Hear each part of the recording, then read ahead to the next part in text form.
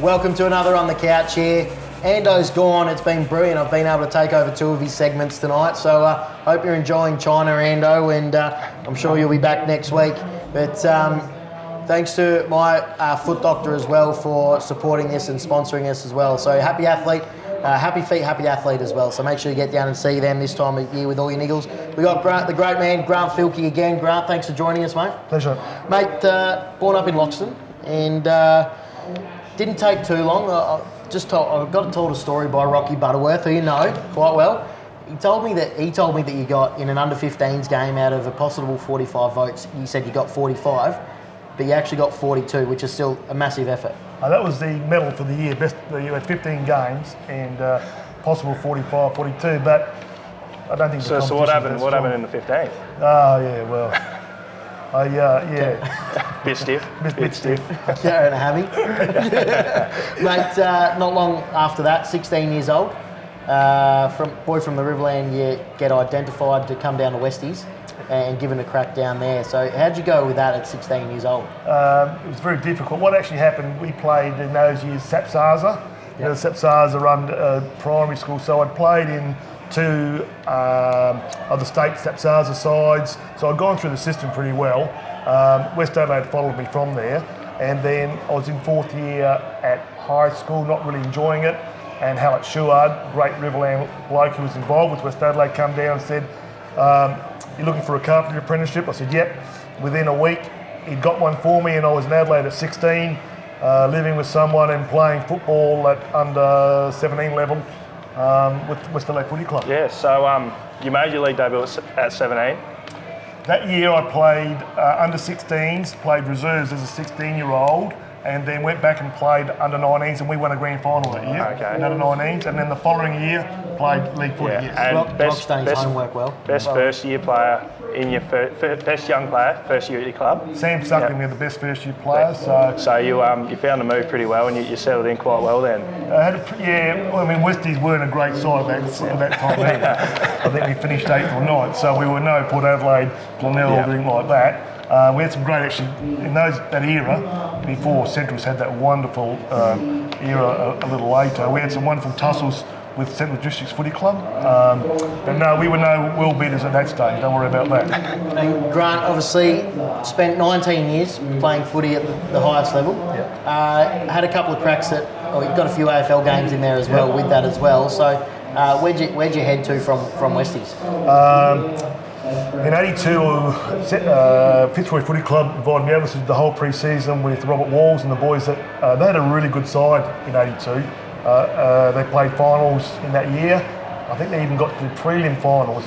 They should have nearly won the grand final, but did a pre-season there, and that really was the catalyst, I think, for knowing what you've got to do and how much time and effort you've got to put in to really play at that elite level. Come back in '83 and we won the premiership in '83. Then played in '84, won the medal in '85. Played some of '86, but had pubis that year. Had an operation, went to Collingwood in '87. So you played under some pretty good coaches, Neil Curley and Johnny Cahill. Yep. In your time. Some very famous football names. How did you find them coming through? I reckon they're all great. I played under Lee Matthews in '87. Completely different cat, Lee.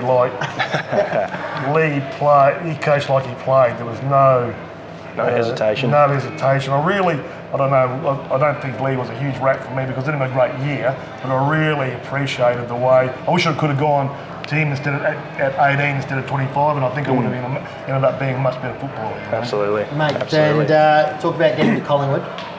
So how many games did you end up playing at Collingwood? Played the 1 year, had a 3-year contract. That's the other good thing about Collingwood. Had a 3-year contract. Played 18, I think, out of the 20. My brother got killed in a car accident mid-season, which really affected. We had a family of 5, 6 in our family, close family. Really affected the whole family. Affected me greatly. And so at the end of the season, I come back to the farm and helped Dad, and then I went to Collingwood. I said, I'm just not in the right mind to go back. And I said, Grant, cancel the 2 years, you go back and just do what you have to do. Probably regret they didn't push me to stay, but they were fantastic. Cancelled the last 2 years. I came back to Westies in 87, 88, 89, and of course the Crows formed in 90, and I was one of the first 50 of those that was in the initial training squad of the Crows. So coming in, the Crows, new team, was there a bit of buzz around the players at that stage with it being all new? It was really a stateside. I mean, it was really a stateside. We all knew each other. There wasn't huge expectations.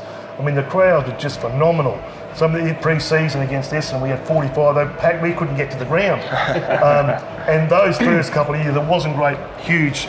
We had some pretty good years, but there wasn't huge expectations. Of course, that all changed with when Bliney came and those type of things, and it became really competitive down there. But the first years we didn't have a training. We didn't have a training room. We had a gym set up in the toilet and so forth. So it was humble beginnings. You've played in Premiership with West, McGarry Medal, VFL with Collingwood, AFL with Crows, Captain of West, Sanford Hall of Fame. What stands out for you in that? A lot of big awards there, a lot of big achievement. What's the one that stands out for you? To be honest, in my sporting career, there's one, and it's nothing to do with any of that.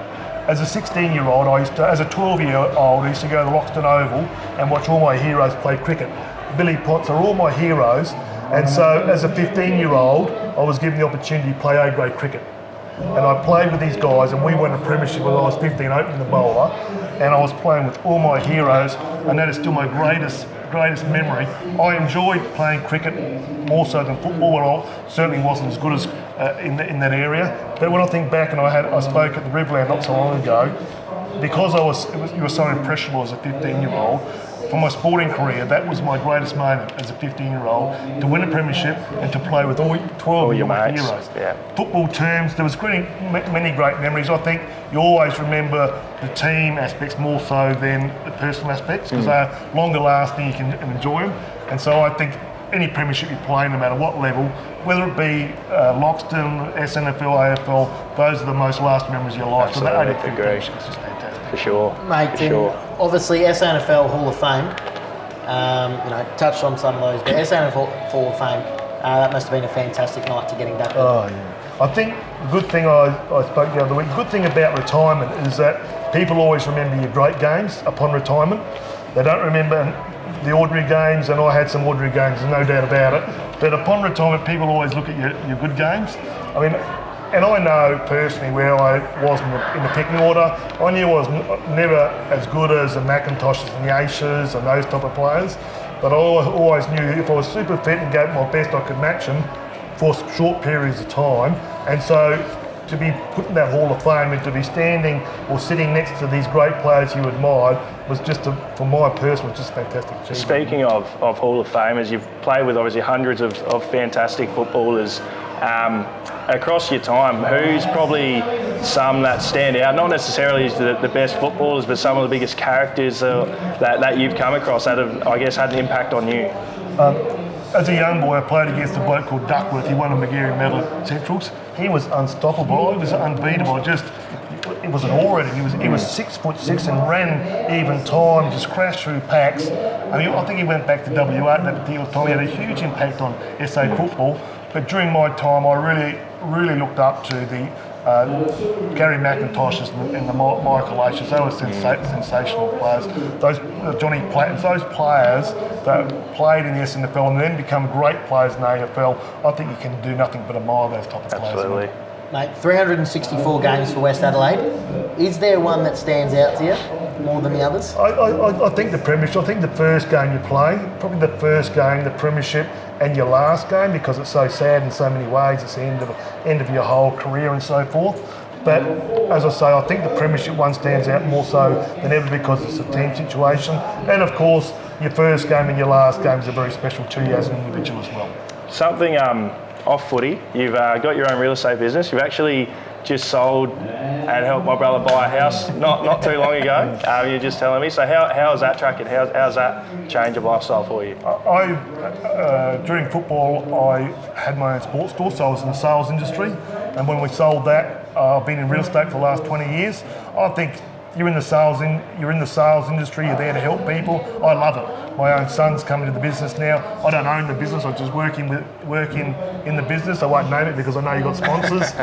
Go for it, mate. You do what you got to do. You name it. Get 'em on I board. work at First National Gawler, but I know you've got Ray White. Yes, Ray White sponsors yours, and I work for Ray White, and they're a great company. They're a great company as well. But I'm at First National Gawler. My son's now involved in it. We've made many friends, and including sold Adam's home as your brother. So I've loved it. It's been a fantastic experience. And the slogan as well, mate. It's one that's always stuck with me as a kid when it was on the fridge magnet in our house in Gawler. Still kicking goals, mate. A few of the old people that knew me knew I didn't kick too many, so they have a bit of a chuckle about it as well.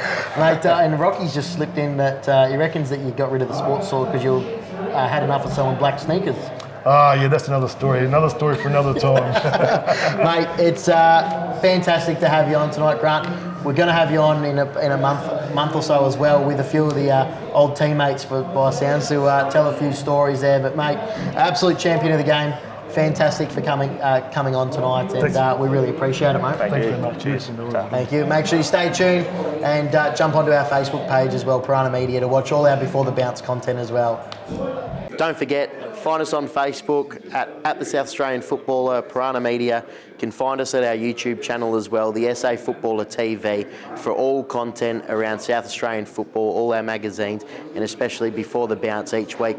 With over 155,000 subscribers, you can't go wrong with the South Australian Football and Piranha Media.